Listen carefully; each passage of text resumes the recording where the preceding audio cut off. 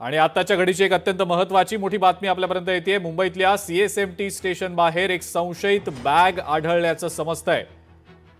ही संशयित bag CSMT station परिसरात आढळलेली आहे आणि या संदर्भातली माहिती मिळाल्यानंतर पोलीस अधिकारी आणि कर्मचारी हे तातडीनं तिथे दाखल झाले होते। ही बॅग जी आहे ही बॅग सध्या तपासली जाते।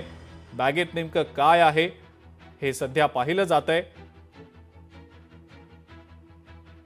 मात्र सीएसएमटी स्टेशन बाहेर ही संशयित बॅग सापडल्याची बातमी समोर येते।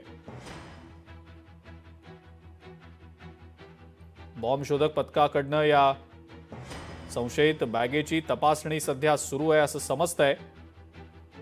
काही पोलीस अधिकारी आणि कर्मचारी देखील सध्या घटनास्थळी आहेत आणि ते ही बॅग तपासतायत।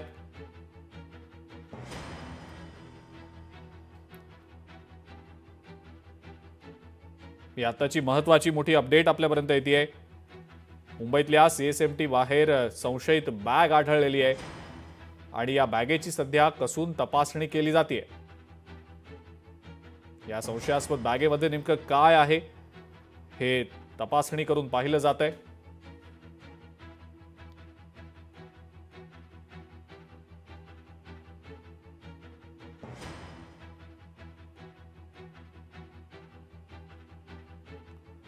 उमेश करंजकर आपले प्रतिनिधी या संदर्भातली अधिक माहिती आपल्याला देत आहेत। उमेश, संशयित बॅग सापडली आहे सीएसएमटी बाहेर असं समजतंय, काय नेमकी अपडेट आहे या संदर्भातली?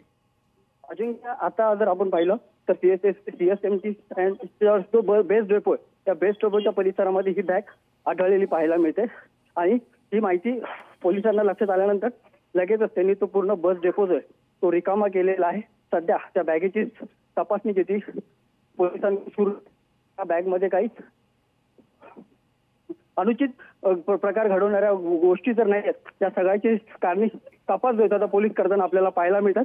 कारण काही 2 ते 3 दिवसापूर्वीच दिल्लीमध्ये ज्या प्रकारे बॉम्बस्फोट झाला होता, तो जो स्फोट झाला होता त्या स्फोटाप्रमाणे संपूर्ण मुंबईमध्ये अलर्ट होतो आणि त्यानंतर आता पुन्हा एकदा जर आपण पाहिलं तर इकडे देखील तशा प्रकारची बॅग आढळल्याने एक भीतीचं वातावरण छत्रपती शिवाजी महाराज टर्मिनसच्या सगळ्या परिसरामध्ये असलेलं पाहायला मिळते।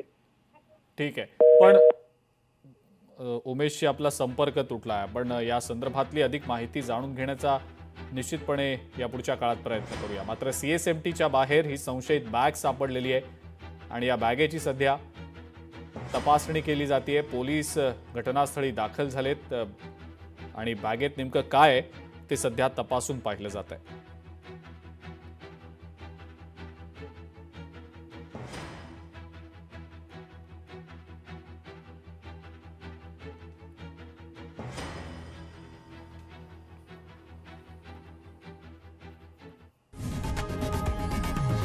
लोकशाही मराठी ऐका, पहा, जागरूक रहा।